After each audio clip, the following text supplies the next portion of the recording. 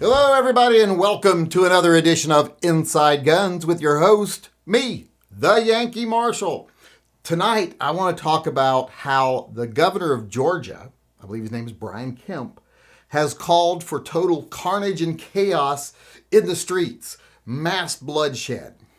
Or at least that's what you would think he's doing if you listen to some mainstream media personalities. What he's really doing is he's calling for constitutional carry in the state of Georgia. Now, I want to talk about this for two reasons. One, because with Georgia and at least one other state I know of right now that are considering it at this moment, we're going to push it to where we're getting to where the majority of states, I think we're already at the majority of states having constitutional carry now. In fact, if we get the states that are leaning towards constitutional carry right now, that'll make 24 states that have it. Now, I know a lot of people are going to point out that's not technically a majority of 50 states. Well, even if you count Hawaii, it's still kind of a majority because I think we can all agree that Wisconsin, Michigan, and New Jersey have all declined to the point where they don't get to call themselves states anymore. In fact, I think we should give Wisconsin and Michigan to the Canadians and see if they can do anything with it. And we should just turn New Jersey into one big Dave and Buster's. So if you look at it that way, it is the majority. That's a huge step forward from 20 years ago. Or when I first got my carry permit. First carry permit I got was when it was like 30 years ago. That's a long time ago. This is a huge change since then. So I do want to point out that it's just totally good news.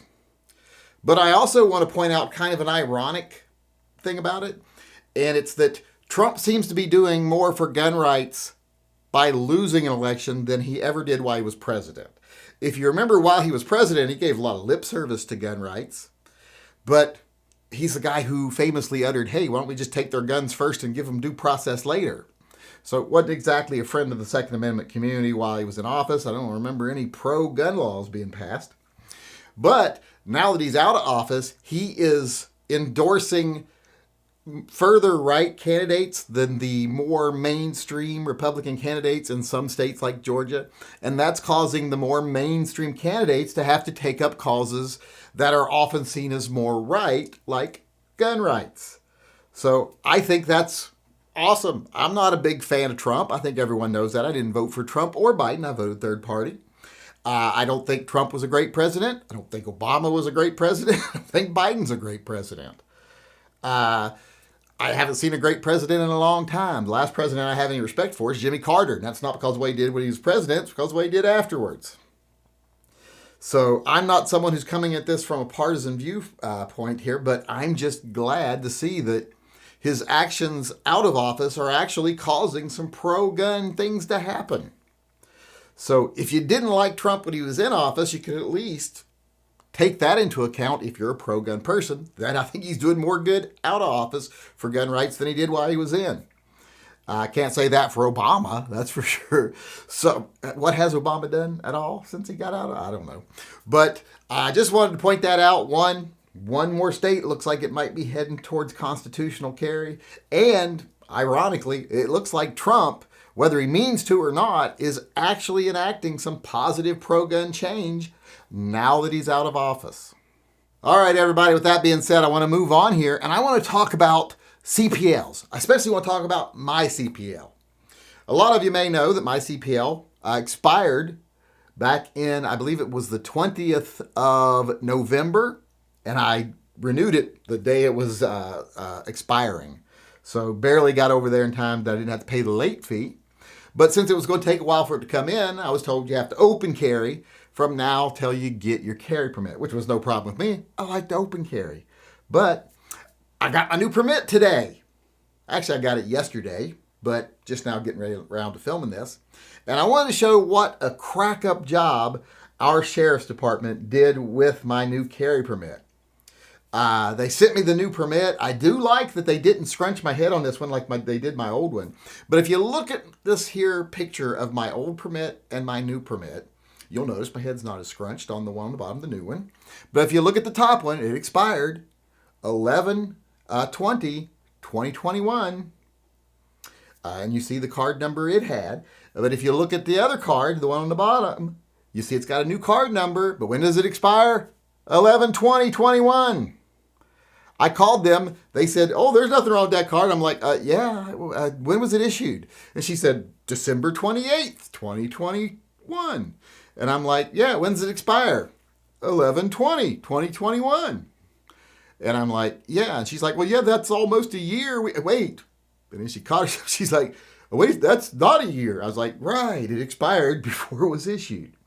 So these are the people that we're trusting with all of our private information, especially in Washington, where they now do all the background checks and everything through the sheriff's department. They send all the paperwork to the sheriff's department. So the sheriff's department now has every bit of our information on file. They can't even get expiration dates right on cards.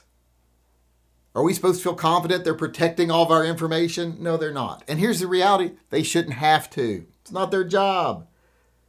There shouldn't be records of who bought what and when. Background checks don't stop crime. They just create registries. And having the sheriff's department do it, have a copy of the paperwork, definitely creates a local registry. They don't even have to go to gun shops now to get the paperwork. They can just go to the sheriff's office. So, not happy about any of that. But like I said, shouldn't be the sheriff's responsibility. But I did want to show you, these are the people that we're trusting with their private information. They issued me a card that expired over a month before it was issued. All right, everybody, before I go here, I want to remind everyone that we are doing the Koda, the German Shepherd Puppy Fundraiser. If you want to go over to tympistolproject.com, there's a link in the upper corner. You can donate to help save Koda, the German Shepherd puppy. In fact, you're actually just basically now taking care of the debt because she had to have emergency surgery and they are stuck with the debt from that. I gave you a more complete rundown of the story yesterday. I'll probably give it to you again tomorrow. Let's just say she got a new puppy. It was sick. They can't take it back to the breeder and say, I don't want this puppy anymore. It's sick. Just throw it away and give me a new one. So, of course, they took it to the vet. It had its emergency surgery. Now they're stuck with a huge bill. It is the family member of one of our most loyal viewers who always helps out when other people are in need. So we're trying to raise some money to help pay Koda's medical expenses. And like I said, go over to TYMP, donate. And for every $10 you donate, I'm going to give you an entry to win a Glock. The first Glock from our last giveaways was never claimed. And since I've already paid for it, it's just sitting there. So I'm going to raffle it off to benefit Koda. And like I said last night, and some people obviously didn't hear because they got mad at me saying, you're giving away that guy's gun. No, if he claims it, he can still claim it at any time. If he claims it, I'll just buy him a different Glock. And then I'll say, is that the Glock you want? I'll get him that Glock. But there's no point in just sitting there doing nothing right now when it could be used to help a little doggy in need, or the family of a little doggy in need, especially at this time. And he's going to need more care, I'm sure, with that serious of a surgery. But I just wanted to remind everyone we're doing that. So go on over, donate. And we're going to be taking donations till noon on Sunday.